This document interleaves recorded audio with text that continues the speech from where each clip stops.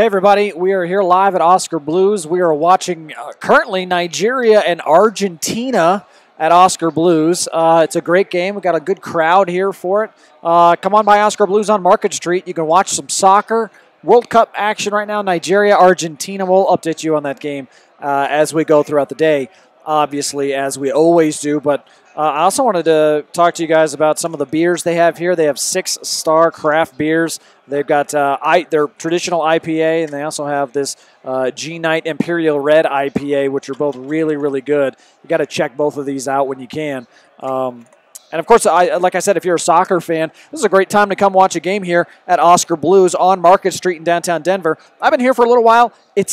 Look, this is one of the coolest restaurants you'll see in a long, long time, and we're going to be here all week. So if you come by at lunch, we can talk sports. We can watch some soccer. In fact, tomorrow we're doing a big watch party for Brazil here at Oskar Blues, and you can try some of this nice barbecue rub. Check that out. Nice barbecue rub. Rev Raj barbecue rub right there. Check that out. That's really nice. And as always, we got here's the Creole mustard. Check that out as well. That's pretty cool. Okay, so we are going to let's get back in focus here. As always, interact with the show. And if you come by while I'm here and you tell me that you were watching me on Phantom, you get Rockies tickets. We have all kinds of Rockies tickets to give away. A lot of Diamondback games there. Let's see it July 10th. That weekend series and that week's series against the Diamondbacks, they play a bunch of games that week against the Diamondbacks. You can go for free. All you got to do is come by here to Oskar Blues and tell me you saw it on Phantom, and you get some tickets. Pretty easy way to get a nice weekend for the family. I got a bunch of tickets, so however many you need, I'm pretty sure I can satisfy that. So come on by, tell me what's up, hop on, give me your hot sports take, and then we can move on and talk about some other stuff. I'm going to talk a lot about the Broncos today and give you a lot of World Cup updates because that's what we're doing here at Oskar Blues. But before I do any of that, we got to talk about Brent Malya Real Estate. Go to tjsagent.com. That's right, tjsagent.com, and get in touch with Brent. We know everybody's online right now, and we know you're probably watching on a mobile device. You've got internet access. Go to tjsagent.com to get in touch with Brent. Brent was my real estate agent, and I'd say this before every single show. Brent was one of the best real estate agents I think we could have possibly asked for. And a big part of that is because, look, my wife and I, we were buying a home in a new place, in a new market, in a place that we didn't really understand. We needed help. We needed guidance. We were trying to get out of a stuffy apartment, and I don't know whether you've been in Denver for a year, 6 months, 6 years, 60 years. We know that Denver has changed a lot. It's a pretty crowded city now, and a lot of people are trying to find their way out into a home somewhere that's out in the suburbs like my wife and I did, and that's why we needed help, and Brent Malya was the guy to help us. We got out of the cramped apartment. We got a nice, beautiful home. We got it at the right price. We got it at the right time. That was a really important thing to us, that we were able to get in at a really good price, and we got the house we wanted, not just the first house that was on the market. So Brent is great at also to figuring out things around the house that are wrong with it before you buy it, so you know exactly what you're getting into. There's no surprises. That's one of the worst things, is that you just bought this big purchase, made this big purchase on a house, and you've got all kinds of problems that you've got to fix that you weren't aware of. Brent makes sure those kinds of things don't happen. So go to tjsagent.com. You can also go to brentmalya.com and check out Brent. Brent is one of the absolute best in the business. Also, wanted to talk to you about Platte River Mortgage. Platte River Mortgage, Sean Sedita helped us out with our mortgage. He was fantastic.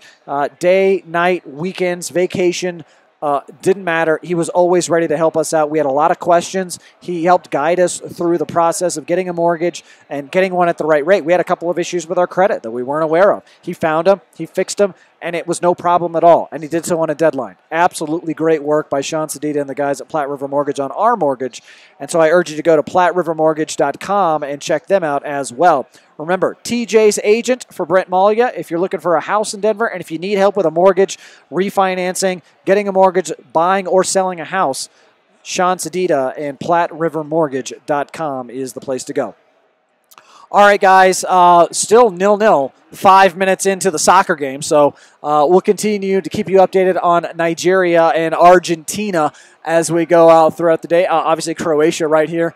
Argentina they're kind of like the Knicks. They're really easy to make fun of. They're a really easy team to just kind of point at and mock because of how bad they are in big moments. And, of course, Argentina gets so much love worldwide, so much credit. Lionel Messi basically has the same shadow over him with Diego Maradona. Yes, 0-0, Ari. Yes, 0-0. Don't give me that. It is not. It is the 0 is the score, but 0 is what you call it. So why don't you just back up with your Texan Americana mentality there, bud? It's actually really good. Nigeria is not a team to be messed with. They're actually pretty good. If you want to say 0-0, then go back to Europe. How about you, Ari? Explain the catch rule in the NFL. And then you can, then once you have a firm grasp of that and you can explain it to the audience, then and only then can you complain about me saying 0-0. Ari says he lives in America and he speaks American English. He speaks American. That's exactly right. Okay, so I wanted to talk about this with Vance Joseph for all the Denver Broncos fans out there watching. Guys, thank you so much. If you want to get in on the comments, if you want to get your comment heard, comment on the fans page, and we'll talk, because I have a lot of thoughts on Vance Joseph. I was on this morning show today with Nate Lundy, and mornings at 5280 Mile High Sports, and I said something. He kind of said, he asked me, because he was wondering whether or not some of his comments today about some of the rookie players were really used in not just to say that they are legitimate competitors for the starting job at running back, but whether or not Devontae Freeman, Vance Joseph said that Devontae Freeman has a legitimate chance to win the starting job, and whether or not that was motivation for Booker and not necessarily a real earnest comment in saying that he is that good. Devontae Freeman, third-round pick for the Broncos. And I said, can Vance Joseph light a fire? Can he? Because I don't know where the idea that he's going to behave like a normal coach comes from. Because every single coach that I've ever seen in this position as a first-year coach goes one of two ways, right? They're former players, guys who played the position. You know, they've been in the trenches. They know what it's like to take orders. Those kinds of guys. Guys like Mike Singletary, and I think Vance Joseph probably fits into this mode, but there are a lot of guys like that. Mike Ditka was a big. Denny Green was another guy who I think a lot like that. It was very sort of earnestly, I'm a player, I'm a former player, this is how we do things, we behave like men kind of guys. But a lot of times it's about more than just understanding what your marching orders are, I think. And being able to really motivate professional athletes in 2018 is an acquired skill. It is hard, especially in football, because you have so many players. It's difficult to get to the point to where you're like Bill Belichick, where you don't have to motivate anybody. They're just, you just being their coach is motivation enough. There's one guy in the league who's like that. Everybody else, two. Andy Reid's kind of like that, but he's not on the same level as Belichick. But he's got kind of that same thing going on for him. And then, I think maybe Tomlin on a lesser level right now, because people in Pittsburgh are upset with Tomlin. I don't know if anybody else in the country is upset with Tomlin. But like those kinds of guys who have done a really good job of getting the most out of their players, being able to motivate guys really, really well is hard. It's difficult. And so simply to say, oh, well, can Vance Joseph light a fire? Is he trying to undercut and surreptitiously say that, or trying to motivate guys through the media? And it doesn't really work that way. I've never seen it work that way for any coach. No coach who does that does it well. Name the last time a guy got called out in the media in football by their head coach directly, or was kind of motivated by their head coach in kind of a way. VJ kills it when it comes to practicing, though. That's a good point. He says that they do good practices on Wednesday. Wednesday's always the best practice day. They always say that, but it doesn't necessarily ring true when you watch them on Sunday. So I don't know. I think it's more true that Vance Joseph, who I remember this first day of training camp, I remember watching him because we interviewed him first day of training camp, and he seemed like a really nice guy. He was really earnest. He was such a do-gooder, and he's going to be a hard worker. And you're like, okay, yeah, really, he's a really easy guy to like. And then I start watching the practice, and I'm like, does Vance Joseph know what he's doing out here? Does he know? Because I kind of feel like he doesn't really know where to stand. And sure enough, first thing out of his mouth was, hey, we had a good day of practice. I'm still getting used to this, guys. I'm not even really sure where to stand. And I thought, oh, crap. Well, doo-doo. This guy may not be the answer at coach for this team. He may be in over his head. But I was like, okay, well, I'll give the guy a chance. And I think what we learned is that he's absolutely in over his head. They need somebody. If I'm looking for anything from Vance Joseph this year, it is definitive ability to make calls, make decisions. When it comes, because does anybody remember this last season with the Broncos? You're watching Brock Olivo march Isaiah McKenzie out there time after time after time, and he just kept fumbling punts. Five of them. He had 5 botched, fumbled punts last season. 5. No one gets that many chances as a returner. No one. And Isaiah McKenzie got that many. And the idea that your head coach doesn't march over to your special teams coach, Brock Olivo, and say, hey, man, you march Isaiah McKenzie out there one more time to return a punt, you are going to be fired at the end of this game. I will fire you on the spot. Give me your clipboard, give me your headset, put your butt in a car, and drive back to Kansas City. And that's what he should have done, and he didn't do it. And people were just mesmerized by it. Is there such a chasm between the old guard risk-averse head coaches and the innovative young ones? Man, but see, that's the thing is Vance Joseph was supposed to be that young, innovative guy, and he's not. He's just a young, inexperienced, old coach. I think that's kind of how I view him anyways. I don't know how many other people view him like that, but I look at him and I think that he is an old method guy. He is an old world coach because that's how he behaves. And those kind of coaches can be successful if they have talent. If you have a running game, you can do that. Admin, what's up? Still 0-0. Argentina, 12th minute, and Argentina still hasn't scored. And they just keep giving possession away, which is just pathetic. Ryan says, how bad of a start do they have to have for the front office to can VJ by midseason? It's a good question. Because I know exactly how Pat Bowlen would handle it. He would fire him after the game was over. He's like, because he did it with Josh McDaniels. We know for a fact how he'd handle it because that's how he's handled it in the past. But if you look at how Pat Bowlen has handled things, I don't really know what he's going to do with this coach. I don't know what he's going to do. I think he might try to mimic what he thinks Pat Bowlen would do, but to be honest with you, I have no idea. For the most part, I've seen nothing but indecision from the Joe Ellis, John Elway regime. I haven't seen a whole lot of decisive leadership in that organization, and I think that's part of the problem, top to bottom, from Joe Ellis to John Elway to Vance Joseph to Case Keenum. I haven't seen any of them really display I'm in charge kind of moves. And I think most people would say that it's Elway, but Elway's basically limited, and Messi scores. Goal for Messi. Lionel Messi scores, 14th minute, almost right on the nose, and it was pretty impressive. 1-0, Argentina leads Nigeria. Give me a thumbs up in the feed if you are a fan of Messi scoring. And there's Diego Maradona hugging himself, because, of course, that's what Diego Maradona does, because he scored that goal. All right, so Argentina. And I'm looking at the stands right now. It's like nothing but Argentina fans. It's really, really cool. So anyways, really impressive. Just took it right off the bounce in a perfect execution on the score. Wow, what a goal was that.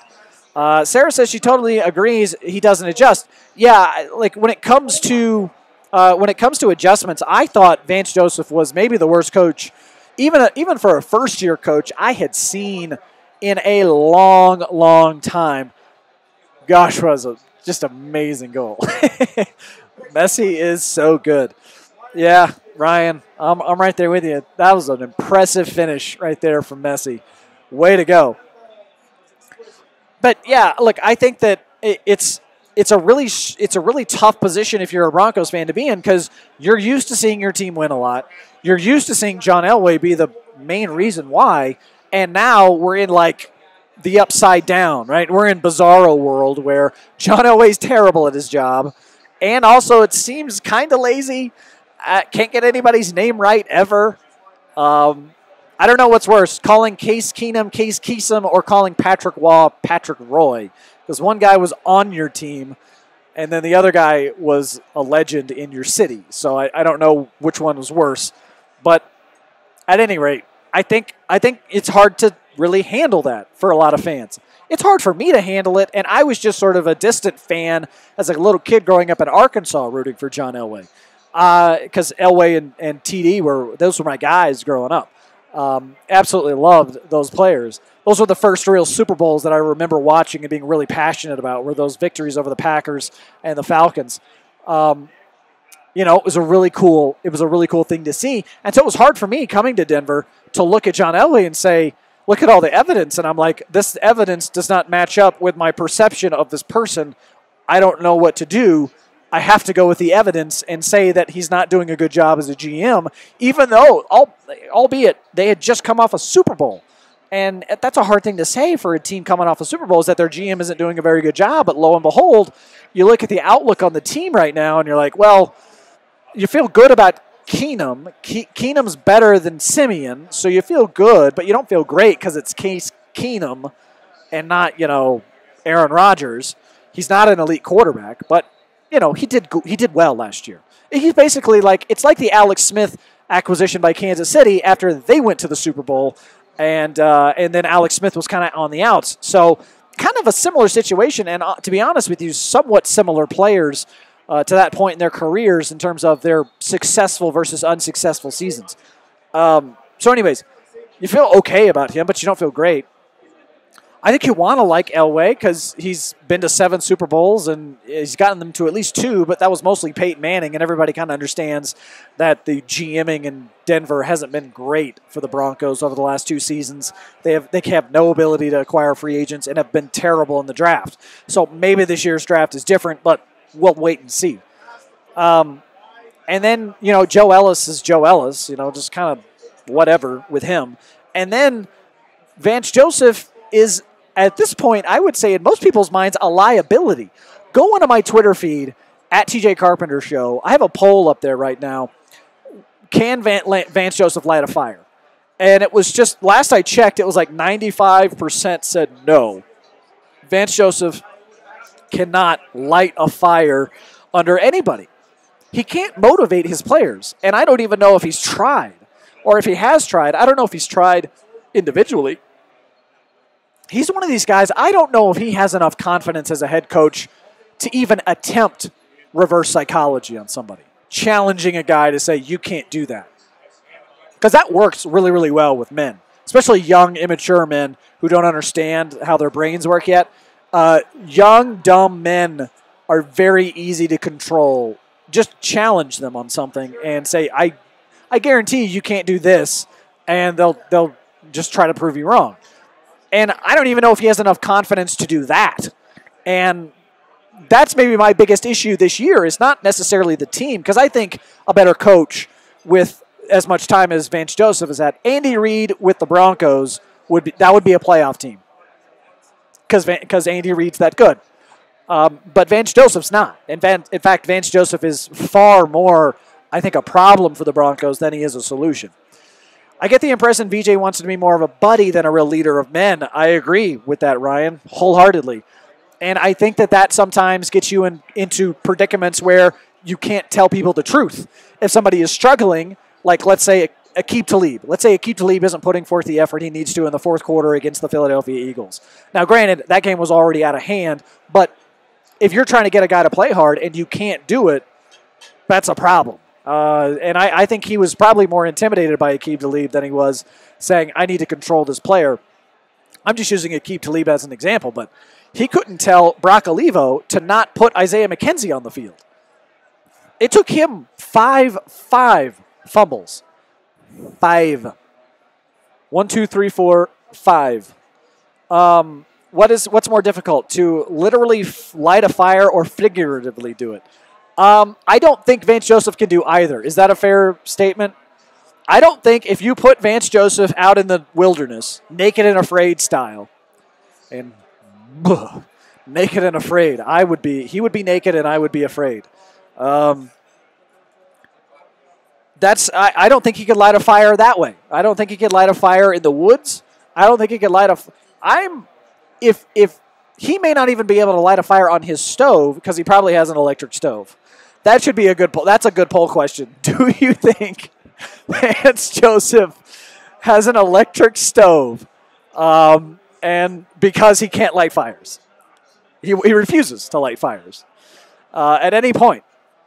Yeah, he's totally not surviving an overnight camping trip. Yeah, that's right. He's not. If you put him out on Mount Evans by himself, he is not coming home. Yeah, I think that's right. Yes. So, look, I think it's a big problem. We haven't really talked a whole lot about it. We kind of just ignore it, more so than anything else. People ignore the fact that your coach is a liability. That's where Denver, as a city right now, is at. They're ignoring that there is really any way to solve any problem at present with the Denver Broncos. That's just amazing. Absolutely remarkable. Yeah, so, like, Vance Joseph to me is let's go ahead and put benchmarks on it, right? Let's say if he's 3-1 through the first 3 games, he's fine. If he's 2-2, I think people are still on the fence about him. If he's 1-3, people are not happy at all. He's got like 1 or 2 games at the most left, and if they're 0-4, he's gone. Is that fair? Because I don't think that the people who are basically in charge of the Bolin Trust, who have a lot of influence still with the family and have a lot of connections with the family, Annabelle in particular, I think they all kind of know that Pat Bolin would not tolerate that, and if they see empty seats by Game 4, they're like, all right, well, we have to do something, because they can't. I don't even know if they can really afford empty seats right now. They just can't do it. They have to be a good franchise in order to be financially viable, and I think they've known that for a long, long time because the team has basically been profitable ever since Pat Bolin bought it. And if it became unprofitable for any reason, kind of like the Raiders were there for a little while, it's not a good place to be in, because the Bolins aren't like a lot of these other owners who have billions and billions of dollars. They're kind of, Pat Bolin's a self-made man. So he doesn't have that like exorbitant wealth. He is the owner of the Denver Broncos. That's what he was. Then send him to Mount Evans and get another coach. Man, Sarah, that is harsh. You're just like, send him out into the wilderness. Leave him nothing. Just tie his hands behind his back and blindfold him and then slap a horse and just send him out there naked. That is rough. That's how Denver gets rid of coaches. They put them on a Bronco and then just send them out into nothingness. And it doesn't really matter because either direction, you either have nothing or Kansas in one direction, and then in the other direction, it's it's the mountains. So you're either going to freeze to death or you're going to die of dehydration. So that's how we do it in Denver, apparently. Ryan is savage, but I agree. Yeah, Sarah is not messing around. She has zero tolerance for Vance Joseph's BS. So guys, go ahead and comment in the comment section. We're here live at Oskar Blues. They have 6 craft brews here that are signature beers. They have a lot more than that in total, but 6 of them that you should try. I mentioned the G-Night beer earlier. I also mentioned the IPA, their traditional IPA that they have. They have all kinds of really great beers. They also have some really cool salts and seasonings and rubs. There you go. That's the Creole mustard. And then they also have this Rev Raj's barbecue rub, which is also really cool. Check those out. And I haven't mentioned it in a while. I think I should. That our show, as always, is brought to you by Brent Malia Real Estate. Go to tjsagent.com because Brent was my agent. So go to tjsagent.com to get in contact with him, learn a little bit more about Brent. Give him a call, give him a text, anything. Give him an email, anything to get in contact with Brent if you're looking for a house in Denver. He works with Coldwell Banker, obviously a trusted name. And then, I think the most impressive thing to me about Brent has always been his ability to adapt and adjust to your needs. Because you're going to go into a house and you're going to have a preset notion of what you want. And you're going to think, oh, I want these kinds of floors, or I want this kind of carpet, or I want these kinds of windows. And those things are going to change. I know it did for my wife and I. We changed kind of what we wanted as we went along, and we found out a little bit more about the Denver market. And Brent seamlessly found exactly what we wanted, what we were looking for. Every step of the way, we found the houses that we wanted to look at, and we got the house that was best for us. And he also guided us through the entire process the way a lot of real estate agents don't. And he made sure every step of the way that we were taken care of, which is where Platte River Mortgage and Sean Sedita come in. Platte River Mortgage, I can't say enough about them. Sean Sedita was just masterful in how diligent he was with our credit, our ability to get a good mortgage rate, all of those things. Getting a great loan in the right place at the right time is imperative. And Sean Sedita and Platte River Mortgage were able to do that for us as first-time homebuyers. So get with Platte River Mortgage. Go to PlatteRiverMortgage.com. Sean Sedita helped us out immensely. We had issues, with some of our credit that we weren't aware of at all, and it was remarkable to see how fast not only did they find the problems, but correct the problems that weren't our fault at all. And yet sometimes those things can really sneak up on you on credit reports because the credit bureaus, they don't update their stuff all the time. Sometimes they have false information, and Sean Sedita made sure to find those and correct them and get us in at the best possible rate. So go to PlatteRiverMortgage.com if you're looking for a mortgage, and of course, as always, go to tjsagent.com or brentamalia.com if you're looking for a house. All right, so just had an injury on the pitch here. It looks like the Nigeria was trying to clear it. It looked like, and now we have an injury on the pitch. Right now they're just showing a replay of Lionel Messi's goal. Man, that was just that was an assassin doing his job to perfection. That was a really impressive display there by Messi. Downstairs at Eric's in Breckenridge has Oskar Blues IPA on tap. Their pizza and that beer, it doesn't get better. Yeah, Ryan, I couldn't agree more. And thank you, by the way, for saying that. That's awesome. I had their Oskar Blues IPA the other day. It was phenomenal. And I will say, they've got great food here as well. I know Connor Cape, voice of the Rapids, he had their chicken and waffles the other day when he was here with us for the Germany game, which, holy shit, that was a great game. Just amazing. Go back and listen to that call. By the way, shout out to Connor Cape, who does a lot of stuff with us here on Phantom. He had one of the best calls of the game-winning goal the other night for the Rapids that I've heard in a very long time. It was a really, really good goal, and I think go listen to it if you haven't yet. I think Connor put it out at Mile High Cape on Twitter. Go check that out. It was really well done. He's a young broadcaster who's just now starting out as a play-by-play guy, and I have to say he's doing a really good job. Play-by-play was never my forte. I've never been that good at, because I could be an analyst probably, but the play-by-play of just kind of watching the obvious, like what's happening in front of me, I've never really been good at on my feet coming up with the right words for that kind of stuff.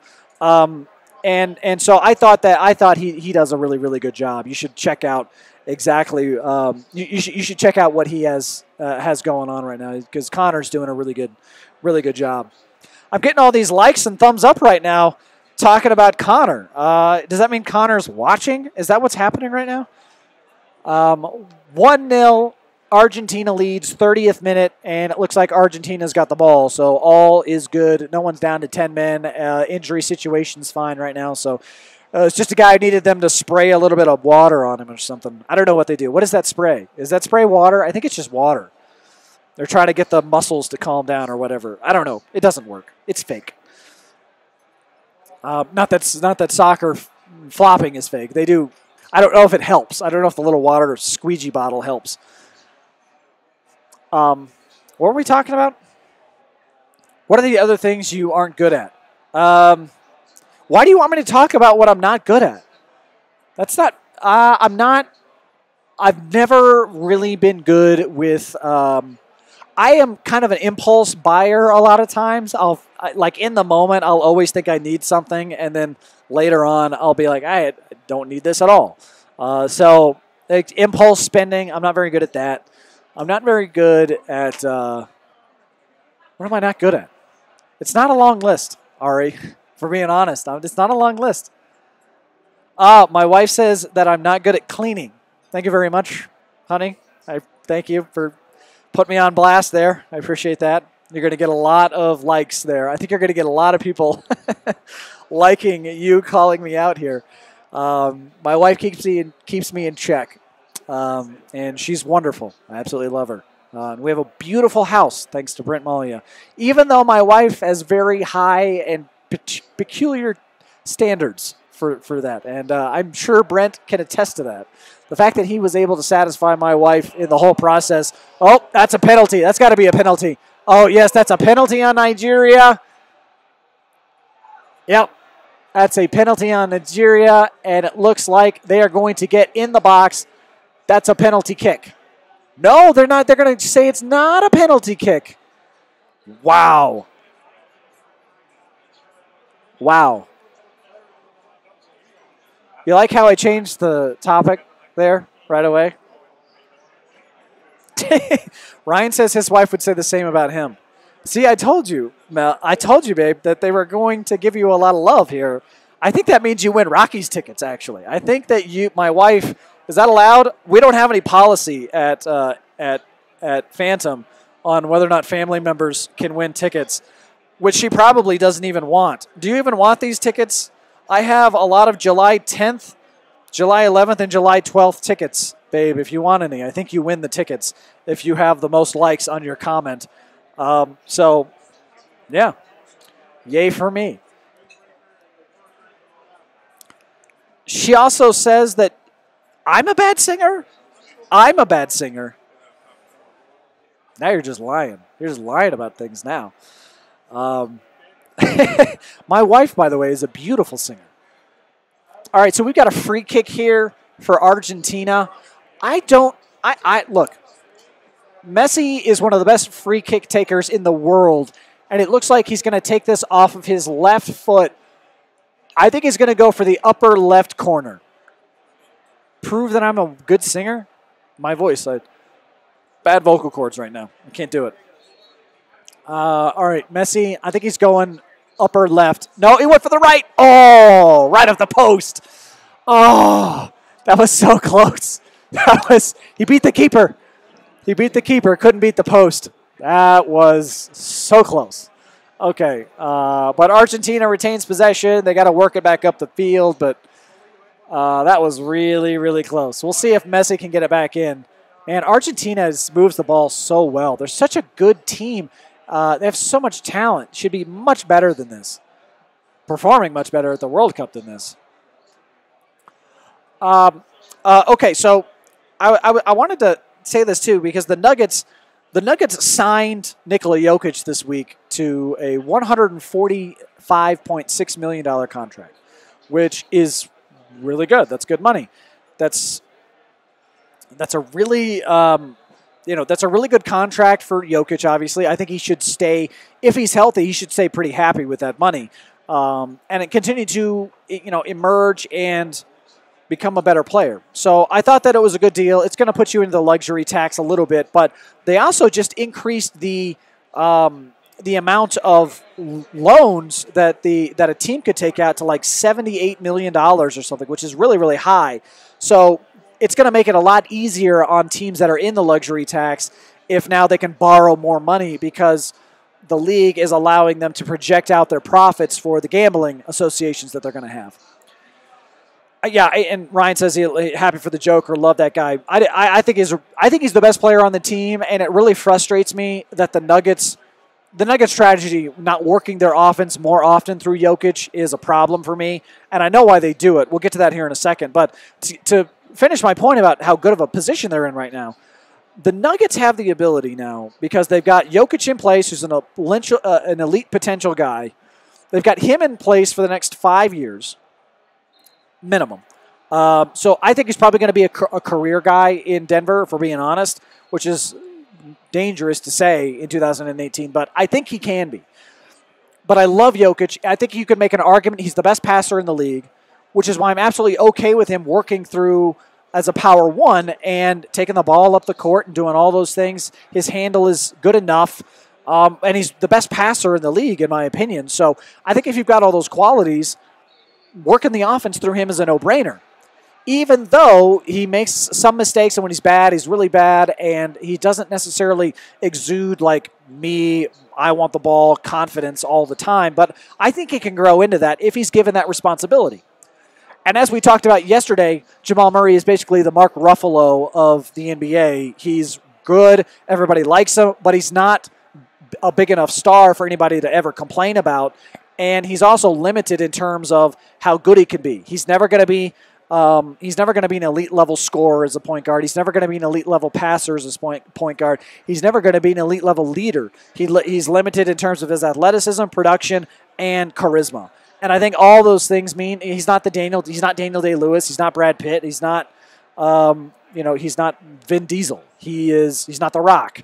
He is Mark Ruffalo. I mean, that's the only way I can really describe it. So I think he's good as a role player. I don't think that he is, and we're talking about championship caliber level teams. On Golden State, does Jamal Murray crack the starting lineup? And the answer is no. In Boston, would he? And the answer is no. Would he in Houston? The answer is no. You're talking about the best rosters in the league.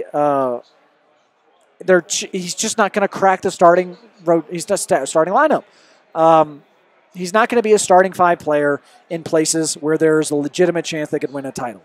And he wouldn't be the guy to control the ball if he played with LeBron James. LeBron James would control the ball, and he would be the Mario Chalmers, Mo Williams guy on that team. So, I like Murray. I don't think he's an elite level player or has the potential to be an elite level player, which is why having Paul Millsap and an option to have Paul Millsap for 2 years, in addition to Jokic, in addition to potentially a good Michael Porter Jr., that gives you 3 players, and then Gary Harris and I just said his name, Jamal Murray, Gary Harris and Jamal Murray as trade options, because Mark Ruffalo is way better than Jamal Murray. Come on, Ari. That's just being unfair to Jamal Murray. Jamal Murray is Anthony Anderson? Anthony Anderson? No, he's not Anthony Anderson. Stop it, Ari. That's just mean. That is your Spurs elitism coming out right there. By the way, Kawhi Leonard, and if you haven't caught Ari's show, Kawhi Leonard, Showtime Kawhi Leonard, Kawhi Leonard update with Ari Timken. You should. It's a really good show. On right after or right before this on Phantom. I think Ari's done about 70 consecutive shows about Kawhi Leonard now. What is it consecutively? How many shows have you gone without mentioning Kawhi Leonard in the last 365 days? I want to know that, Ari. Give me that real number. By the way, I think Kawhi Leonard would be a really good fit in Denver if all that other stuff works out. But I don't think he's coming to Denver. I don't think Denver is a place where most people consider a target for free agency, which is why I think you need to acquire elite level talent through trades. And I think the best way to do that is if Michael Porter Jr. works out. And this is where the options come in, right, for the Nuggets.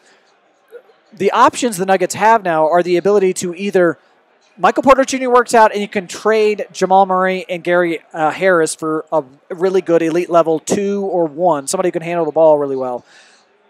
Or if, let's say, Michael Porter Jr. doesn't work out, you need Gary Harris and Jamal Murray, you can then trade, you can try to end up unloading Millsap and his contract for some other pieces and then build through the draft.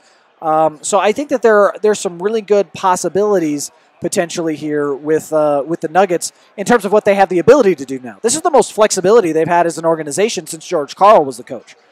The number is 70. It's 70 consecutive shows. I wouldn't mind Kawhi, but you got to give a lot away for him. That's right. Jamal Murray and Gary Harris, I think, is what it would take to get him. And I think the Spurs have already mentioned that they're not going to trade Kawhi Leonard in the West. So I think he's only going to go. He's going to wind up on an East Conference team with LeBron James. Is that pretty clear? That's pretty obvious at this point, Ari? You're our Kawhi expert. You're like Kawhi Central. You're like the Kawhi. You're the Kawhi expert. You're going to be like what's his name? What's his name? Brian Windhorst. You're going to be, as Brian Windhorst is to LeBron, you are to Kawhi. You are every.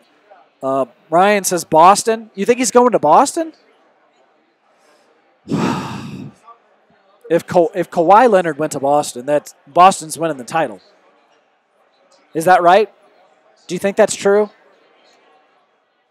But if Kawhi goes to Boston, that means that LeBron isn't going to Boston. Does that mean he stays in Cleveland? Or does he go back to Miami and play with, like, trash Hassan Whiteside? By the way, how much does Miami regret the Hassan Whiteside contract? That's one of the worst contracts in the league right now, isn't it? Could you name a worse one? I mean, Paul Millsap's kind of a bad contract right now too, but I think there's an assumption. Lakers or LeBron, the LeBron to Boston thing. Look, if LeBron goes to Boston, it's over. LeBron and Boston win the title. If Kawhi goes to Boston, Boston wins the title. LeBron is almost an afterthought unless he goes to the right team in the West. You are the Brian Windhorst of Phantom. It's true. You are the Brian Windhorst of Phantom, Ari. Kawhi is going to the Lakers? That's not a guarantee. I don't think that's a guarantee. Why do you say that? Is Pop going to the Lakers also? Is Pop going to trade Kawhi to the Lakers and then leave for the Lakers? I was of the understanding, Ari, that they weren't going to trade him. They weren't going to trade him in the West. Is that not the case? I know that they met in San Diego, which is basically like the Colorado Springs of Los Angeles. That's not fair. That's not fair to San Diego. Is that fair? I mean, LA's bigger. I'm okay with it. I feel comfortable with it. I don't want to crap on Colorado Springs by trying not to offend San Diego. All right, it's 1-0 still with the Argentina-Nigeria game, and it looks like Nigeria is. Oh nope, Nigeria just turned the ball over in the attacking third, so Argentina is going to take over, and as we're getting closer to halftime here, Argentina is in control, it seems like, although they just gave the ball away. Nigeria is now back on the ball in the attacking third. We'll see what happens there. I really do, Ari, want to know why you think Kawhi's going to the Lakers, because I don't know if there's really what evidence is there to support that, I guess is what I'm saying, or is that just a projection? Because I'm not saying the evidence isn't out there. I'm just saying I'm not as in tune with Kawhi as you are. But to get back to the Nuggets for a second, I know we've only got about 15 minutes left here in the show, but to get back to the Nuggets for a second, I thought they're making good choices. My issue with them has always been their hesitation, and by extension, them not making bolder decisions when it comes to free agency and trades and things like that. Because if they want to compete this season in the NBA for a title, they're going to have to be a significantly better roster. They need one more major piece. And for the longest time, the Nuggets have just never proffered in the trade landscape. And so now to see them kind of get a little bit more actively involved there is a really good sign, but it's also not enough yet. Now they're starting to play ball, like really play some ball here. Be willing to give up Jamal Murray and be willing to give up Gary Harris. Be willing to give up, heck, even Nikola Jokic if it nets you the right players. Do not look at anyone as untradeable. No one can be untradeable. If you operate that way as an organization, you are hamstringing yourself by limiting your own options. There is no such thing as an untradeable player.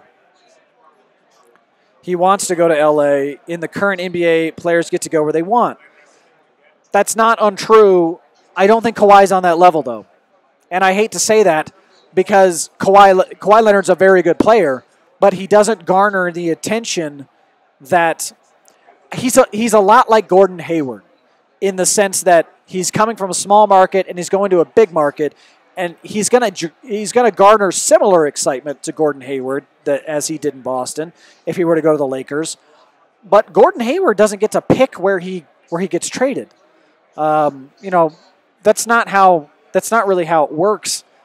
That's not really how it works. LeBron gets to decide where he gets traded.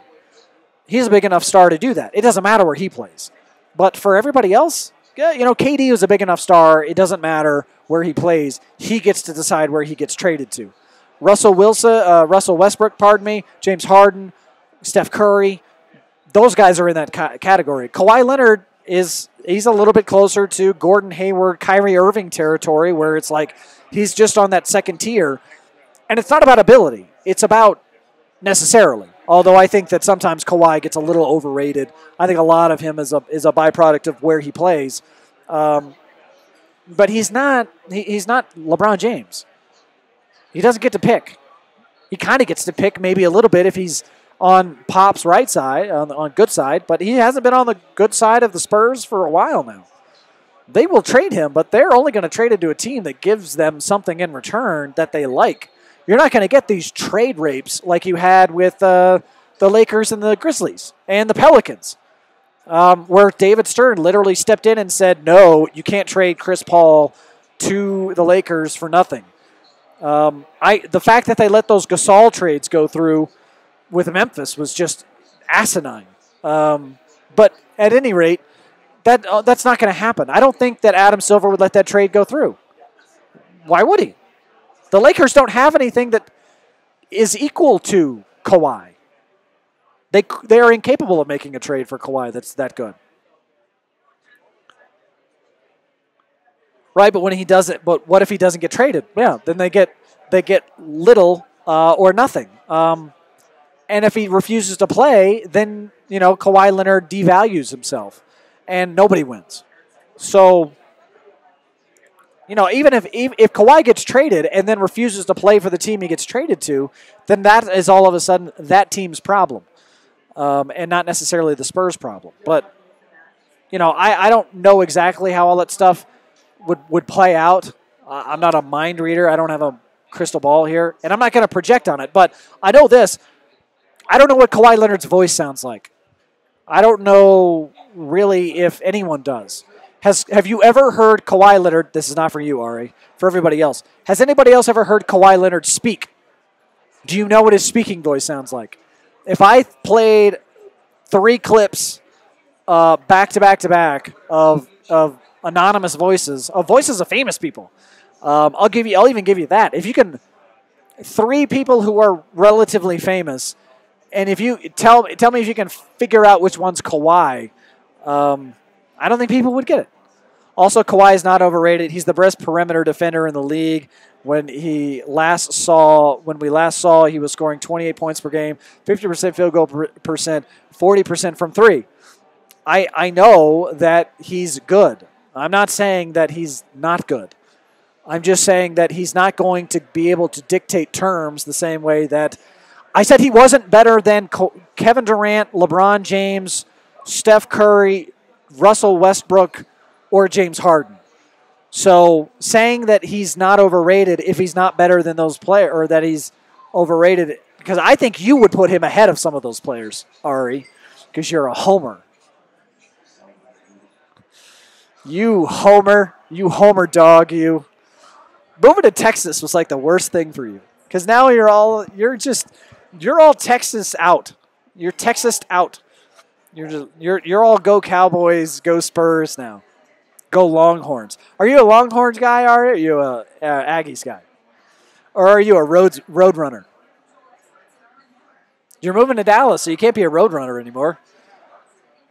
You gotta go Longhorns. I think if you're in Dallas, you have to go either Longhorns, Aggies, or Razorbacks. Those are the three biggest teams in Dallas. There are more, by the way, there are more Razorback fans in Razorbacks right here.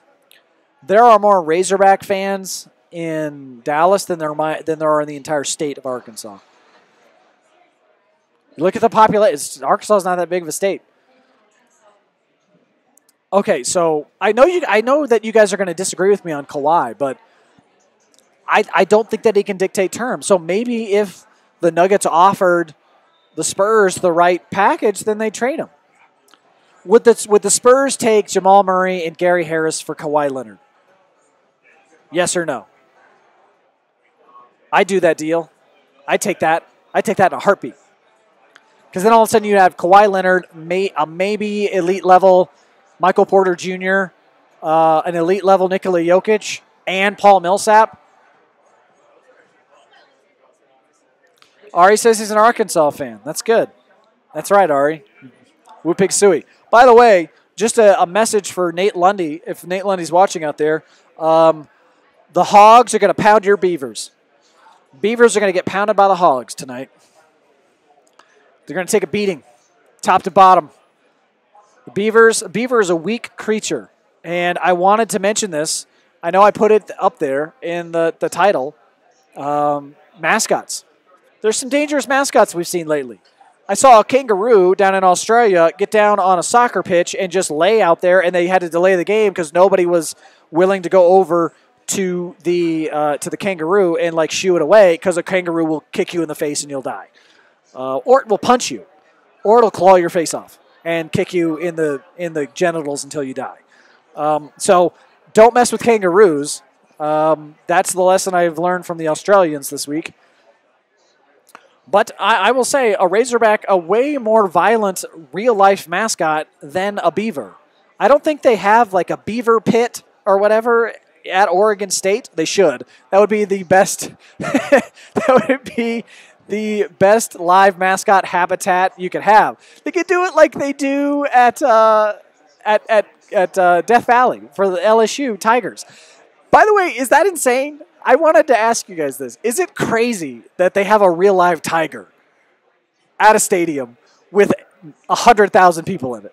Because if that tiger gets out, hundreds of people might die. Hundreds will die because there's a tiger loose in the stadium.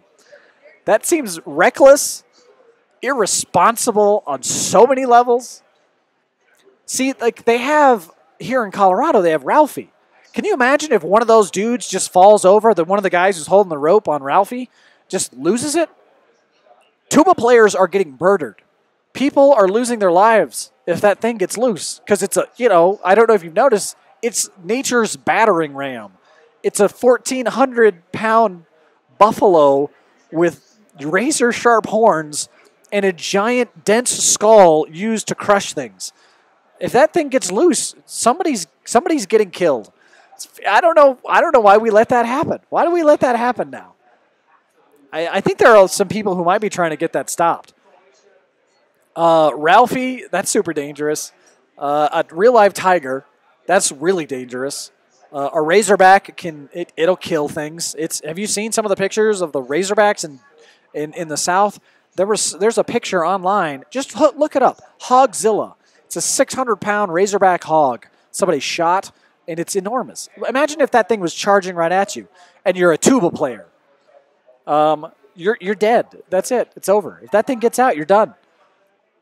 But yeah, I think kangaroos are pretty violent. I also saw the other day in Russia a bear gave the match ball to the official the other day in Russia, and he shook his hand. He gave him the ball, shook his hand as a this was a man, a human person who was about to officiate a soccer match, shaking hands and taking the match ball from a real live bear. And then the bear just walked off, put his sunglasses on, called an Uber. So apparently bears are not really that, they're not really that dangerous, is what we learned as live mascots, because they can be trained. Although I do think it would not have been hilarious. It would have been a brutal murder right there on the pitch if that bear had just decided, oh no, I think today I'm going to be violent and follow my instincts and murder this piece of meat in front of me and then just eat it. And that could have absolutely just been the moment where they turned the tide. That was the moment. Ari says, it's a live tiger. It will literally rip your face. It will. It will literally rip your face off if it gets out. Because it's a tiger. Remember Siegfried and Roy? Who was it, Siegfried or Roy, who got his face ripped off and had to be in the hospital for like 9 months? Because his pet tiger that he puts his head into the jaws of decided one day, he's like, oh, I wonder what this tastes like. And then the second that he realized, oh, Siegfried tastes delicious, it was game on. That was it. And that was the end of, it wasn't the end of Siegfried, but it was the end of Siegfried for a while. It was the end of Siegfried trusting, the white Siberian tiger that he has chosen to make his living off of. Yeah, it's video of the bear. Yes, Ryan's got video of the bear in the YouTube or in the Facebook chat. It's the YouTube video right there. That's amazing. How did they let that happen? I guess, look, there's the laws in Russia are a little bit. That's why I always laugh. People say it's like so bad in America that we need better laws and things like that. I'm like, have you ever been to Russia? People murder each other on the highway with hatchets, and they also let bears give out the match ball at soccer games. You're really complaining about what we do here in America? It's not that bad. It's far worse in other places. Although I did watch Parts Unknown with Anthony Bourdain the other day, and by the way, phenomenal show. I had not watched it until he passed away, but it's an amazing show. Singapore has their ish together. Now, they'll chop your hand off if you steal anything, but that's a very well put together country. Ari says, Chris Rock, that tiger didn't go crazy. That tiger went tiger. Yes, exactly. Was he talking about an actual tiger or just Tiger Woods? Because he could have been talking about either. It could have. Was he talking about Perkins waitresses, or was he talking about Siegfried's pet? Which one was he talking about? Because it could have been either. All right, we're live here on Phantom. We're here live at Oskar Blues. Before we get out of here, I wanted to remind you guys, first half of Argentina just ended, and we have these tickets to give away. So if you guys want to win tickets all week this week, here are the tickets. And we're going to give these tickets away to anybody who comes up here and taps me on the shoulder during the broadcast and says, hey, I heard you on Phantom. Absolutely love the show, because I know you will. We've got all of these tickets to give away. Just tons of tickets to give away to our audience and our fans. So if you're a Rockies fan, you want to see this team continue through all the way to their pursuit of glory, all the way up to the All-Star game. We have tons of tickets for them against the Diamondbacks. They can get back on the right track if they can win. I'm out on the Rockies right now. So mad at them. Just such a disappointing performance from the Rockies. I'm out. But you can be in for free with these tickets. I'll go to a game for free. I think my wife actually is probably winning a couple of these tickets for us. So, yeah, because she had the most likes on any comment because she called me out for being bad at cleaning. He was referring to the accident with Siegfried, quote-unquote accident with Siegfried. Wait, so don't steal. Well, oh, you mean with the Singapore thing. Yeah, that's right. Don't steal. Don't steal and you won't get your hand chopped off. I'm just saying if you steal here, you won't get your hand chopped off. You won't get your hand chopped off for anything. That's not a punishment that we give people here. I mean, we'll melt your insides if you murder somebody, but other than that, you're not losing any body parts here in the United States. And people lose body parts all over the world for very mundane things fairly frequently. And I think that just needs to be pointed out when people start complaining. Also, as always, want to remind you guys, if you're in the market for a house in Denver, Brent Malia of Brent Malia Real Estate, go to tjsagent.com. He was my agent. My wife and I were looking for a house here in Denver. We had to get out of our cramped apartment. Brent Malia made that happen. And not only did we get a good house at a good price, it was the house we wanted, which is so important. Because if you find a perfect house, you just have to have it. And a lot of people will panic and they'll offer too much, or they'll make the wrong offer, and they'll just say, I want. That's not what we did. We got the house at a great price because Brent helped us helped guide us through that whole process. tjsagent.com and also brentmalia.com. You can go there, check out Brent and what he's doing in the real estate world. He helped us out in a huge, huge way. And also, too, Platte River Mortgage. Go to platterivermortgage.com.